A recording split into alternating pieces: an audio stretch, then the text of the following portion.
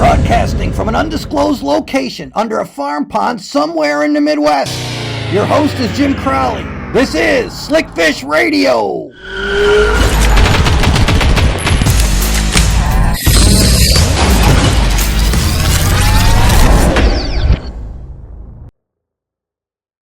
Back in the saddle again. Hey, everybody, welcome back to another edition of Slickfish Radio. We got a great show tonight.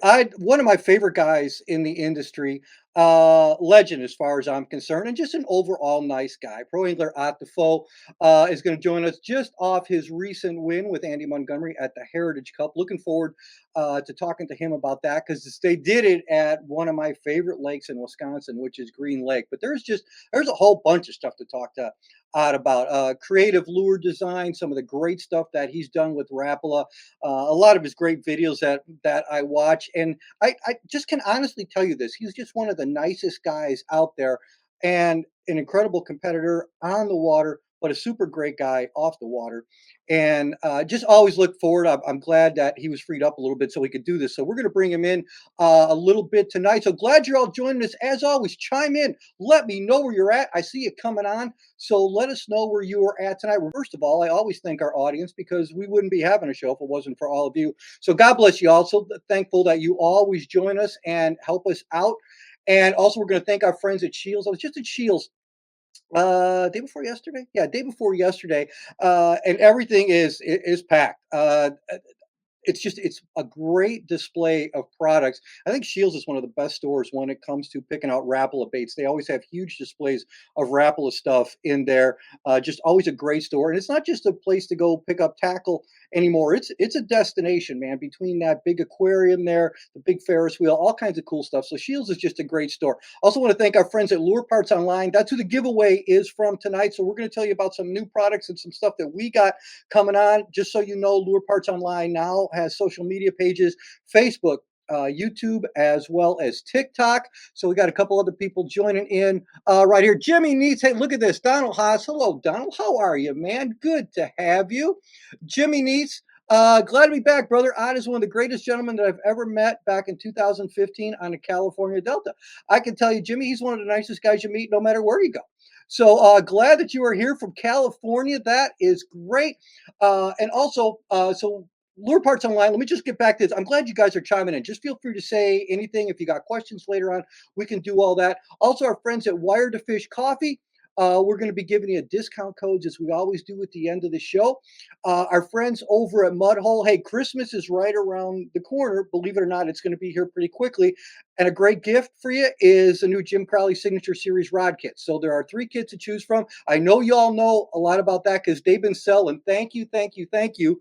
I really do appreciate that. But if you're looking for a gift, that is affordable, check out one of the Signature Series rod kits from Mudhole, as well as everything and everything you need when it comes to information and education. When it comes to rod holding, Mudhole is your place to go. Our friends over at Cast King actually going to have one of my favorite guys from Cast King, Jose Cinco, is going to join us on the show next month. So you know there's going to be a cool giveaway for that one. So we'll keep you posted of all that as well. And we are powered, as always, by our friends from Dakota Lithium with an 11-year warranty, great customer service. My new Miracraft boat is going to be loaded again with Dakota Lithium batteries, power beyond power, and just a bunch of great folks over at Dakota Lithium. So that's enough of that. That's out of the way. Who's that guy I was going to bring in tonight? Oh, yeah, that's right. Here he is. Ott Defoe, what's up, buddy? Not much, Jim. How are you doing? Man, that was just a whole lot of stuff just to get you there, wasn't it? But No, that's. I was just thinking. I thought, man, I hope he doesn't expect me to talk as fast as he is right now, because I don't think I can keep up. dude, I never would do that. That is one of the things about being from Chicago originally and then moving down in the southern part of the state. All my sentences start quick and take forever to finish. So, Yeah, so ours down here, they start slow and end slow. Typically, where I'm at. one of your best buddies, if not your best buddy, how was it to win that Heritage Cup, man? Man, it was awesome. It truly was up there in Wisconsin, and the Appleton, Neenah area, and it was a fun week. I mean, and actually today, as we're doing this, actually just landed back home today from fishing my second team series event with Alton Jones Jr. fished it down in Texas, and we came in second in that one. So had another good event in that one. But that one up there with Andy, Andy and I are good friends. We've been rooming together since 2010. It's when the first time that we ever roomed together, and we've just been best buddies, truly ever since. So spend a lot of time together, all year long, rooming together on the Bass Pro Tour, and have for a long time. So it was really cool to win that one with him. Being as good of friends as we are, because I was as excited for him to win as I was for me to win. So to get to share that moment, share that that experience with him, truly made that a really really special really special deal. So yeah, pretty pumped from that. It's that team series is the last couple of years we've had the team series, but they were different. They were three guys on a team in three different boats. You were talking on a headset, Yep. and it was neat, and you learned from each other, and you could work together. And then one of the years of that, we made it to the championship, and the other one we didn't. But I mean, it was fun, but it wasn't what this was. Being in the boat together, and all that kind of stuff just made it like what team events are supposed to be. And it truly is a great way to do it. It looked like you guys were having a lot of fun. Now, I got to watch a little bit of the one with you and Alton Jones Jr. And what cracked me up, and it had because it's been playing all over social media today, is when you caught the fish on the buzz bait and fell backwards and got a little bit closer with your judge than you counted. I know you had. I heard you laughing in there, and you could see you laughing, but that had to be. You just went to step back if you set the hook and you fell backwards. Thank God, you had some cushion there.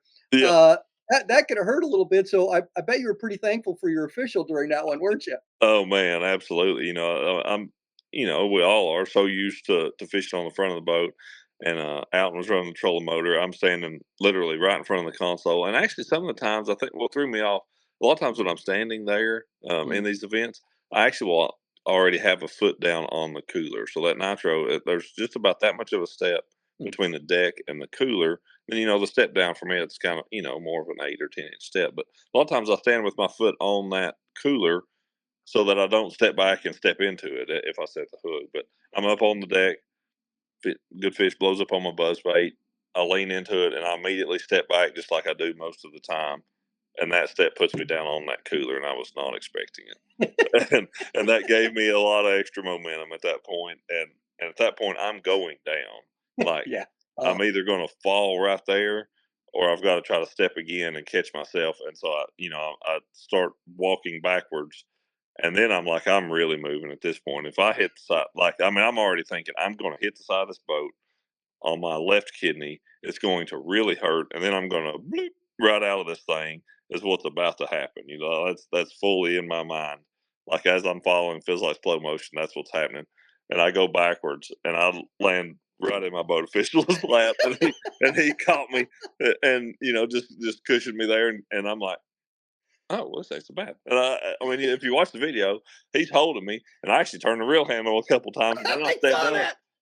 and then I'll swing the fish in the boat. So, yeah, I mean, it was way better. It was as graceful as I could possibly have made it for sure. I think you pulled it off, but I think there's going to be a new rule change in MLF in 2025. It's a 2-minute penalty for sitting on your boat official's Yeah, lap. I yeah, think probably will. I think that's going to happen. But Yeah, it was funny because that happened to you. You're trying to compose her. You're still landing the fish, and yeah, Al Jones is up there just like, well, what's he doing? yeah, yeah. I And didn't know what was going on. it was pretty funny. But And I get that fish in, and it was like a 312 or something. yeah, Bring that's that it. fish in and weigh it, and unhook it and let it go, and I almost couldn't get it back together. I mean, I ain't in a penalty, but I just sit down because I'm like I'm just dying laughing. I can't really compose myself to stand back up and fish right in the moment. I had to sit there and laugh it off for a minute and shake it off, and then I could get back to fishing. And it went because I was watching it the other day and I saw that happen before the social media stuff going. I'm like, I am so glad he didn't fall the boat because I remember I think it was a Superstars tournament. This is a long time ago, back in 1994. on the Illinois River, and David Fritz had fell back and fell over the boat. Now I was working that show. I was really Okay. young and working that show, and man, Ray Scott was just brutal on him, man, about, "Oh, I can't believe he couldn't stay in the boat," and the whole crowd's there.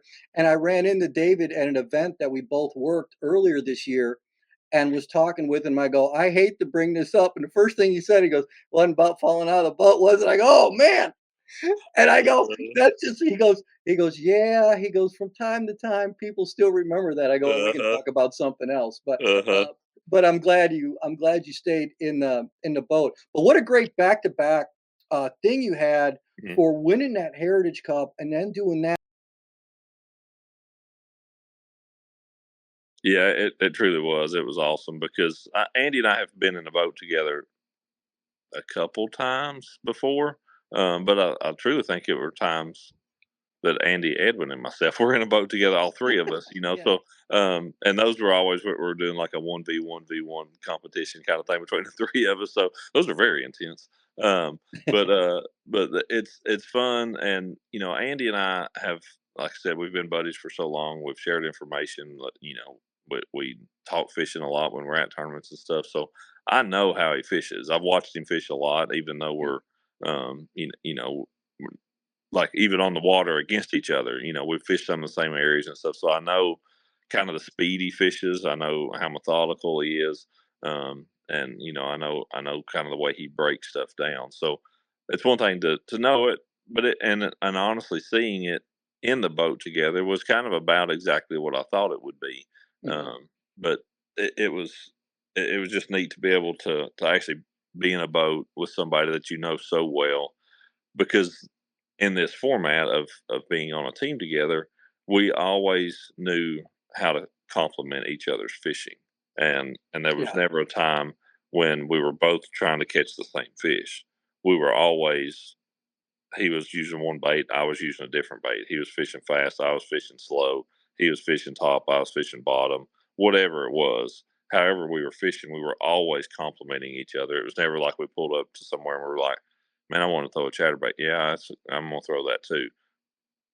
And then you have to figure it out. It's like we pull up to stretch the docks. He's going to throw a thunder cricket, and I want him to throw a thunder cricket, and I'm going to throw a wacky worm or whatever it is. So that was that's kind of what was the really neat thing with Andy and I was, I he knows where he's strong, Mhm. and I know he knows where I was strong, and so he would do what he would do, I would do what I would do, and they really complemented each other very well in that.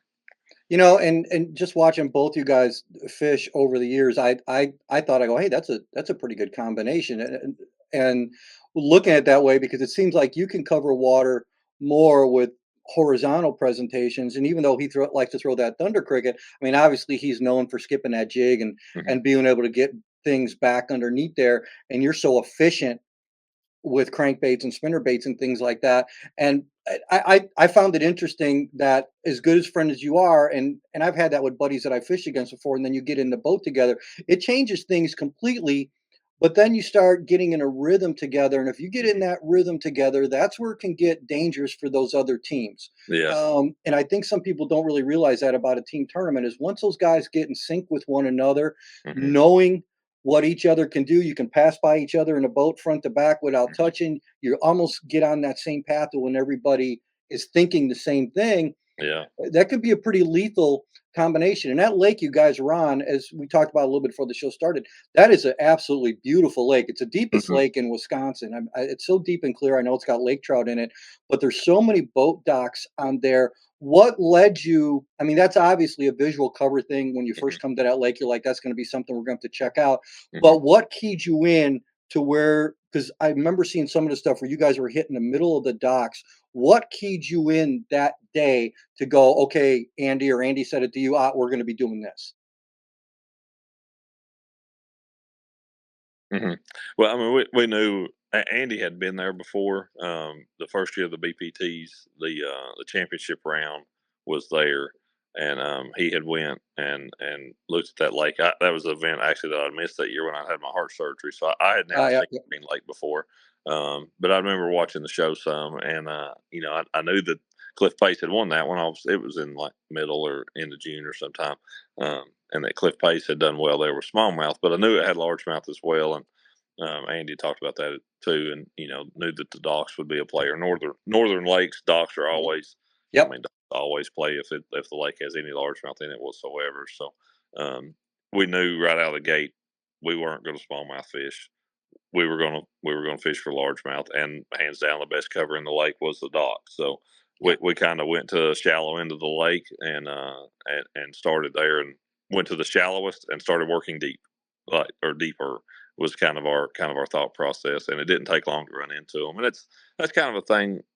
It seems like most of the time, I would have called that early fall, late summer, early fall, and generally speaking, whether you're in Wisconsin or if you're in Texas, those shallower docks that time of the year are generally your better ones. Not that there aren't fish under the deep ones, but the fish under the deep ones are a lot harder to catch. I mean, they just are, and we're just trying to get bites. Trying to catch 1 pound or bigger. That's what we were trying to catch. Right. So, that was definitely the goal. And a lot of times those shallow docks are places to get bit. And so that was kind of our thought process. And it was funny, honestly, Jim, we started there, and the first couple of docks were, super, super shallow. Like, I almost couldn't even get close enough to cast under them.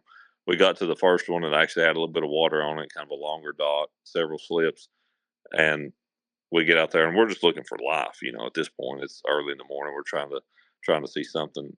There's several bluegill swim around, and then there goes a bass, and there goes a bass, and there goes a bass, and there goes a bass. Like, we saw like 5 or 6 bass swim out from under the dock that we have already thrown around, and they did not bite our stuff. And we're like, well, that's kind of weird. Typically, these northern fish around docks, you make a good cast with a wacky worm or a jig, and they're going to bite. Yep. And we've done that before we got there, and when we got up our close, they swam away.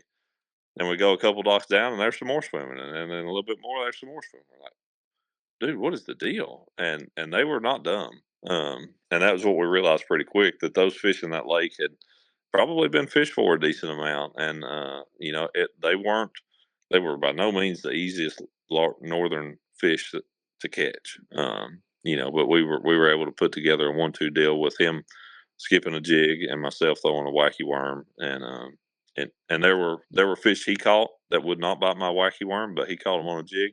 There were fish that would not bite his jig that I could catch on a wacky worm, and that was what made that a great combination. And almost seemed like we might have been there on a full moon, and so probably assumed that some of those smallmouth might have still been feeding at night, pretty heavy. So, one of those kind of deals where thankfully that bite wasn't happening really well, and the largemouth was good enough. Well, we come back. We're gonna take a little bit of a break. Back, we're going to talk. I want to talk some lure development with Ott, so you guys know some of that stuff around. Actually, a couple of my favorite baits that the last couple of years that he has had the opportunity to work on, and then we're going to talk about a couple other things. But as always, we will be back. I don't know, 2.5 minutes. We'll be back with Ott Defoe right after this. Located in Springfield, Illinois' largest selection of sports and sportswear, hunting, fishing, specialty shops and services, a 65-foot Ferris wheel, 16,000-gallon saltwater aquarium, and industry-leading knowledgeable employees. You don't take chances at Shields, ever. At Lure Parts Online, we have everything you need to make your own lures, tie your own flies, pour soft plastics, and more. Easy ordering ensures you get your products quickly. You can build all you need to create your own angling success at Lure Parts Online. Cast King, fueled by innovation through novel concepts and ingenious designs, markets directly to consumers with unprecedented cost-effective e-commerce practices, cutting costs by 30% more on average. Cast King empowers anglers of all skill levels to achieve things never thought possible. Find out more at castking.com. Mudhole is your #1 source for custom fishing rods. Mudhole is the world's largest supplier of rod building supplies, information, education, and instruction. The best components and brands you trust, including MHX, CRB, American Tackle, Pro Products, Fuji, AFCO, and more. It's easy to build your own fishing rods at mudhole.com. With 25% of net profits donated to faith-based and clean water initiatives, Wire to Fish Coffee was founded by folks who love Jesus, a good day of fishing, and great coffee. With every bag of Wire to Fish coffee, you support clean water, the sport of fishing, and helping others with a better quality of life. Find out more, wiretofishcoffee.com. believing quality is measured by lifespan, harnessing their unique chemistry, engineering, and know-how. Dakota Lithium lasts 4 times longer, powering your passions and backing it up with an 11-year warranty. Find out more at dakotalithium.com. There we go. Come here. Get in here. Yeah. Nice fish right there. Hi, I'm Jim Crowley. Make sure you catch my show, Jim Crowley Outdoors, Monday to Friday, 2 p.m. Pacific Standard Time and 4 p.m. Central Standard Time, exclusively on Wired to Fish TV. Look for Jim Crowley Outdoors on Wired to Fish TV on free ad-supported streaming TV, including Plex, that can be downloaded in the App Store at Apple TV, Roku, Samsung, and others.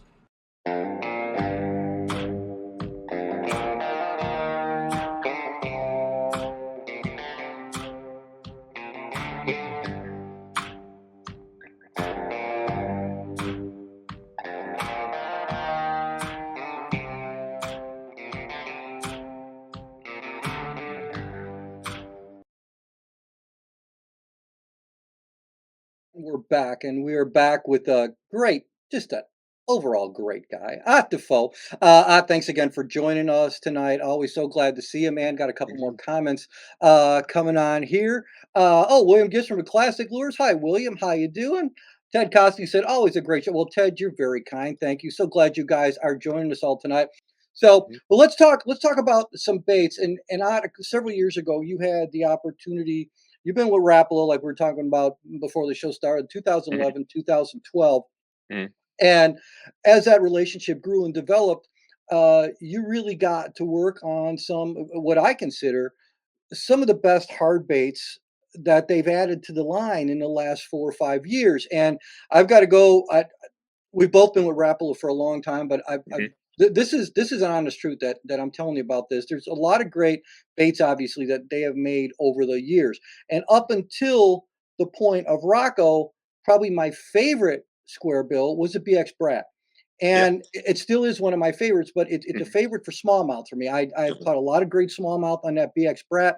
I love it. But my favorite one for largemouth has become one that you did, and that is Rocco. And Mhm. I did really well the last couple years on this bait. This comes through cover better than any other square bill that I've ever seen guys fish or tried Mhm. in experimenting or whatever. And there's a lot to do with design. Can you go into a little bit because this was your baby? Yep. Can you go into this more and explain about why this bait has been so productive and how it got to that point? Idea of it was to make it a heavy cover crankbait, to make it something that would come through cover well and be able to fish in places that you can't fish those other baits. Also, while not making it a super, super aggressive bait. In my Mhm, opinion, that's the problem with a lot of square bills. So some of them will come through cover really, really well, but man, they are very, very aggressive baits. I wanted a bait that was still not super, not super wide wobble, kind of I would call it mhm. a medium, kind of on the lower end of a medium spectrum of the amount of thump and the amount of wobble that it has for the size bait that it is, while still being able to come through cover really well. And that was what we wanted. So, the line tie position, the angle of the bill and the width of the bill, all those factors played into that very heavily as to how we were going to achieve that. One of the first things when I got the samples of them early on, just before they were going to release them, one of the things I noticed, and I'm a bait geek. I make a lot of my own stuff. The only thing I don't make is crankbaits. But one of the things that I noticed, and you can explain this a lot better, but I'm just going to tell my take as just an average angler, is to say this to guys is with that square bill the way it is. If you notice how it's angled down there, this and watching it and putting a camera underwater and watching this, that front lip actually helps to pick that bait up and over Hmm. cover.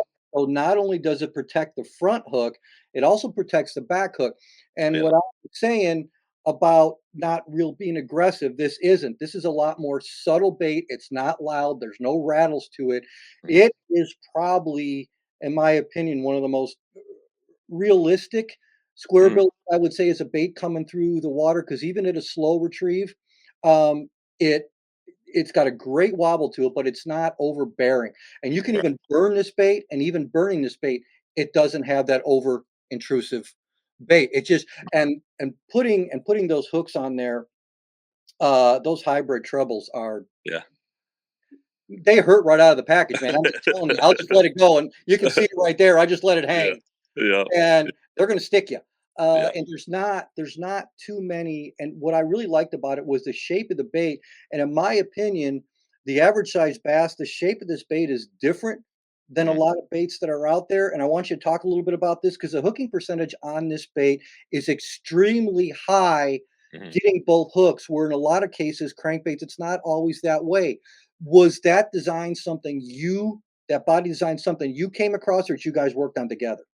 It was kind of what we the overall outline of it. I basically had, but it's really hard by hand to make a round body bait. If you don't have a lathe or anything like that, it's really, really difficult. So the overall, if you laid the bait down on a piece of paper and you drew the outline of it, I had that. Like that was kind of the shape that I wanted. But the where the bait tapered towards the tail, and I had an idea of just how wide that I wanted the bait at its widest point.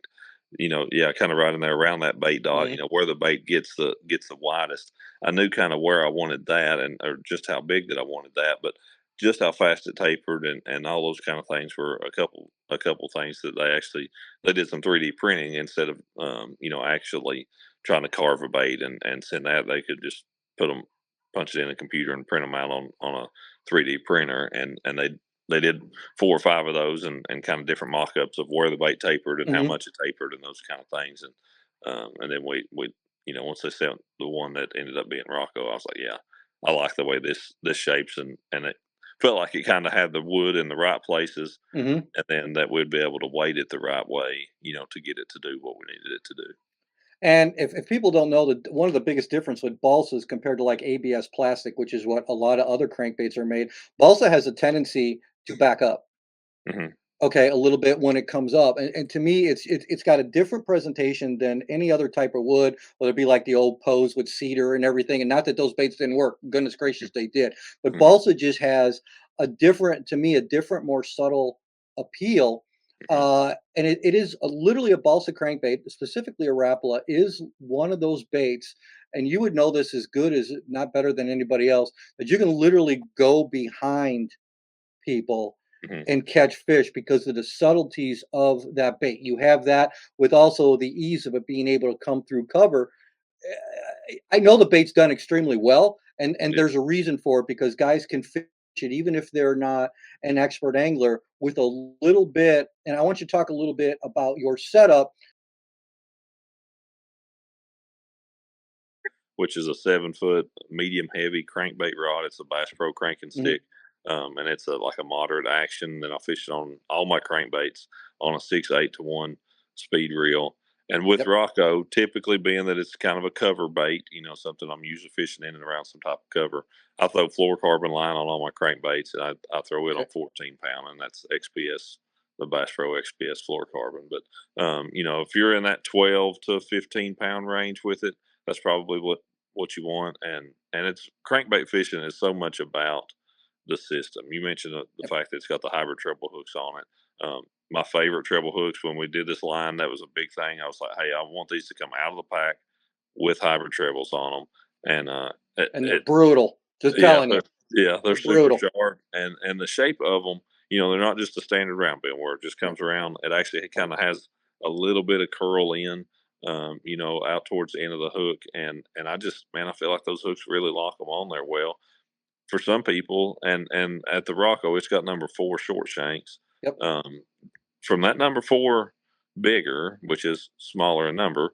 but hmm, number 4, number 3, number 2, and that hybrid, they're a fairly heavy wire hook. hmm, And I don't that medium heavy Bass Pro cranking rod isn't a real light crankbait rod.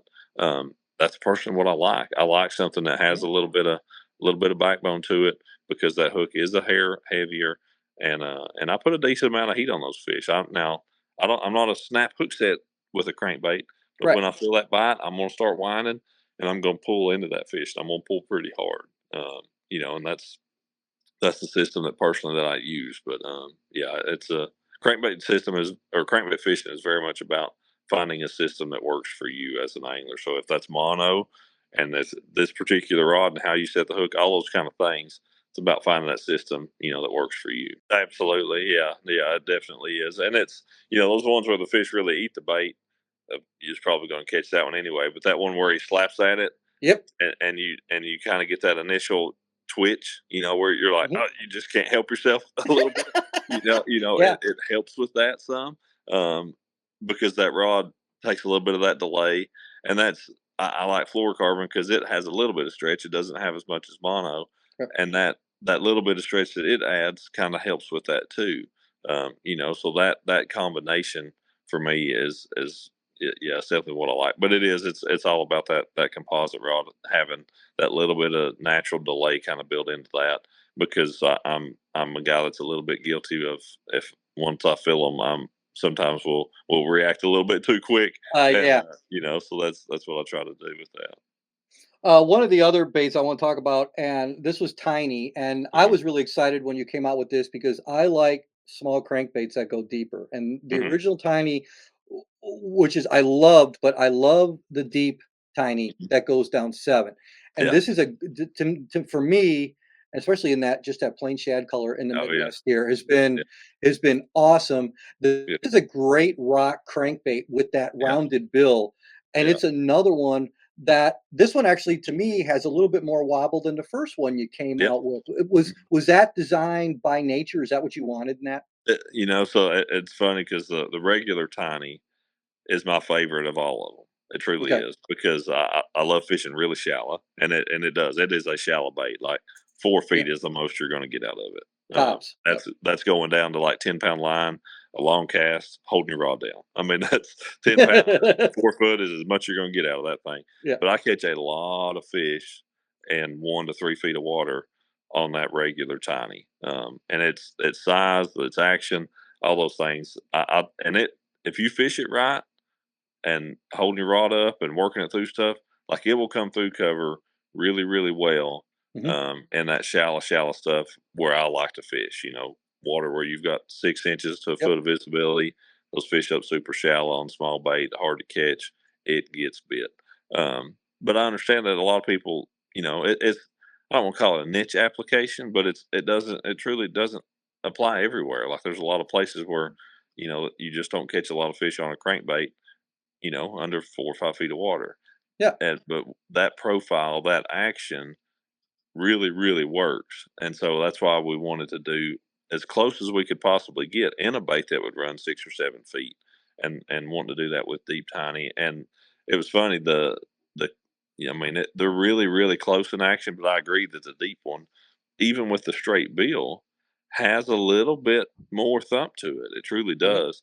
And that's because to get that bait to run as deep as we wanted it to run, we had to really widen that bill out and Mhm. make it catch more water, and that increase the kind of thump that it has. Because if you had a regular tiny there to compare it to, that tiny or the deep tiny lip is considerably wider. Obviously it's Yeah. longer, it's straight, it's Yeah. all those things, but it's considerably wider, and that really really made a big difference. I think you do feel a little bit better with the gym, but more than that, even most of the baits in the OG line are what I would call small to mid size. None of Mhm. them are as big as a DT10. Obviously, they're all considerably smaller than that. So, and my ranking of crankbaits, I guess you'd say, they're all on the small to mid end of the spectrum. Um, that circuit board is quite a bit less weight for the size of the bill than Mhm. what a polycarbonate lip would be. So you take the lip out of a DT6, and how much surface area truly is there. Mhm. If you just made that surface area out of circuit board, it would weigh less. With the hardware to hold the bait, to glue it in, all those kind of things, like you lighten the bait quite a bit by doing that, and by using a circuit board lip. So then you're able to you can do one of two things. You can either not put as much weight in the bait, or if you want to put more weight in the bait for buoyancy reasons and to for castability, to get the bait as heavy as you can for castability, you can put more weight back into the middle part of the bait, Mhm. which having that weight on the nose it's gonna cause, it's gonna naturally, when that nose goes back and forth, it's gonna cause it to hit harder because you've got more weight up there. The lighter that nose weight is, the tighter you can kind of get it to quiver if that's what you're going for. It just, to me, having as much having as little weight on the ends of the bait, Mhm. it allows you to put weight in the center, and then you can work with it any way you want to. If you want to change it, you can do it with a bill, you can do it with a line tie, you can do it with all those things. It'd be like if you hung an 1/8 ounce weight off the tail of it. Well, there's only so much you can do. That bait's going to thump like crazy. It just is what it is. Mhm. And interesting that, and that's one of the reasons that I wanted people to hear that is there's a lot that goes into whatever lure that you're developing, and when they're successful, like so many, that's why so many world records have been caught on Rapala baits. It's just because those are lures that have are proven successful over time, Mhm. and when they work with guys like Ott or Jacob Wheeler and work to design these things, that's why these baits are so successful. As you could tell just by listening to what he said right there, a lot of time and thought process that goes into making a successful fishing lure. And we were when we were kind of I was going to allude to it a little bit before, but you said because you like to fish really shallow and it's a specific application, but all lures are simply tools to get a job done. Mhm. And the guys who are really successful in their careers, like Ott, know when to use those lures at certain times. It's just like anybody using a tool that they use on their job to be more successful. These were designed for specific applications. It, Mhm. it doesn't hurt though, and I'll be honest with you on both of them. But specifically on Rocco, when you pull it out of the package, tie it on, and your first or second cast, you catch a fish on it. That doesn't hurt confidence wise whatsoever. Right. Yeah. Yeah. Extremely muddy water and some of those situations or just times when fish are on bigger bait. It's definitely a bait that really matches that really well. And it's been one that I've caught some fish on this year, and definitely see it having a time and place going forward. I especially think since especially when you get in some of those fisheries down south, Hmm. where you have chances at bigger quality fish, that a bait like that, man, it's just big bait, big fish. It's going Hmm. to put yourself in the range to have a shot at a bigger bite. Yeah, yeah, Now, did you absolutely. move up to size two trebles on that bait, or just stick with the fours or the No, that threes? one I believe has threes. I believe it has Threes, okay. threes. Hmm. Yeah, that's going to be cool. So, hey, before I let you go, man, and I appreciate all your time tonight. Yeah. Tell people where they can, if they've been living under a rock, where can they find out more? Because I love your video series. I love the Jesus and Jenny Yeah. series, and I'm a believer. We both are, brother. And Hmm. and I one of the things I did want to tell you, and I'm glad that I just thought about that. I really appreciate how bold you are in your faith, Hmm. and I love that. I think that's very important, especially in these times, for us to be that way. Yeah. And I love seeing that series. I know it's been good for you. It's probably been good for you as a family, Yeah. as well, to talk about those things, hasn't it? Yeah, no, it absolutely has, and yeah, that's something that Jenny and I have been doing for a few years now, and it's Yep. it's on our YouTube page, on my Yep. YouTube page, Ott Defoe. But yeah, it's Jesus, Aunt and Jenny, and that we have a devotional every Sunday that goes on there, and sometimes it's live. If it's live, it will be on Facebook. But the regular episodes and stuff, and we typically put the lives back on the Facebook as well after that. But yeah, that's something that we always wanted to do, and just being open about our faith and sharing Sure. that with other people and wanting people to know, hey, we're believers, and we're not perfect, but our No, we our are not. job is to spread the word and to tell, try to share Jesus with anybody and everybody who would listen. So that's kind of what we try to do with that. But all the usual stuff: Facebook, Instagram, TikTok. I try to put stuff on there a little bit more often. But yeah, it's been any of those places where we try to be active on all of them. And certainly our YouTube channel has been something we've put a lot of emphasis on in the last few years. Yeah, I think we all have had to do that. And Oh yeah. but hey, brother, thanks for your time. I know you've had a busy last couple of weeks of the year. Go get some rest, man. Thanks for taking the time, especially after coming in on that flight or coming in from this last trip. Congratulations on that second place finish, and of course the recent Heritage Cup win, where you guys can watch some of that. I think some of it's been on MLF, and I'm sure they'll do some Mhm. repeats because they are fun to watch. They're exciting to watch, and it's great to see. Yeah. It was funny when they said Ott and Andy won the turn. I go, Ott and Andy, that sounds like a '60s sitcom, I think is what, you know, Yeah. and I Yeah. go, well, hey, it could happen to two better guys. I'm like, Yeah. It's great, and congratulations on that. But thanks so much for your time. Thanks for Yeah. being here. And I know my audience loved it, and the other platforms that this will go on out will too. But, buddy, you have a Yeah. great rest of the night. Look forward to hopefully seeing you sometime next year or whenever. But it's always a pleasure to see and talk with you, and I really, really do appreciate your time, man. Absolutely. No, thank you for having me on, Jim. I appreciate your invitation, and yeah, thank you very much. All right, buddy. God bless you. We'll see you. Yes, sir. God bless you. Have a good one. You too. Yeah, what a great guy. We've had a great just great get to know him over the years and talk with him and have some fun with him. Actually got to do a seminar with him a couple years ago down at Bass Pro Shops, and that was an absolute blast. Thanks for everybody tuning in here tonight. Hey, don't go anywhere. So for all our friends, for all our lure makers out there, hey, go to Lure Parts Online. Check out this code. JC Outdoors 10 will give you 10% off. Next one, our friends over at Wired to Fish Coffee. So many of you tried Wired to Fish Coffee. We heard about it. I got pictures. What an incredible thing this is. What this is 15% off Wired to Fish Coffee. Go to wiredtofishcoffee.com, put in that code SlickFish, you get 15% off. If you haven't heard about Wired to Fish Coffee, they give up to 25% of their profits back to clean water, back to fishing, and back to faith-based initiatives. They are changing lives. God bless them for doing this. And also, they are giving back to our sport and standing up for our love for God. Go to Wired to Fish Coffee, 15% off. That code right there is yours. Use it as often as you want. You get 15%. And here's to our friends at Wired to Fish Coffee for being so bold in what they do. We love them. Awesome. Our friends over at Cast King. So many sales going on right now. There is a bunch of sales at Wired to Fish right now, or excuse me, at Cast King right now. But if you want to go to Cast King and you're looking for stuff, this is your 20% off code that you can use as many times as you want, whenever you want. Go to castking.com, put in that code JC52AFF, and you'll get 20% off your order. Okay, so you can use that as many times as you want. Looking for batteries? Lithium batteries are the way to go. A lot of power, 4 times the power, actually, half the charging time, an 11-year warranty on those. If you're looking for lithium batteries, please check out Dakota Lithium Batteries. Put in the code SlickFish10. You'll get 10% off. Got some more comments coming in here. Awesome. God bless. Thank you so much. Again, nice to have you back on here again. Really do appreciate that. So I want to thank all our friends over at Shields.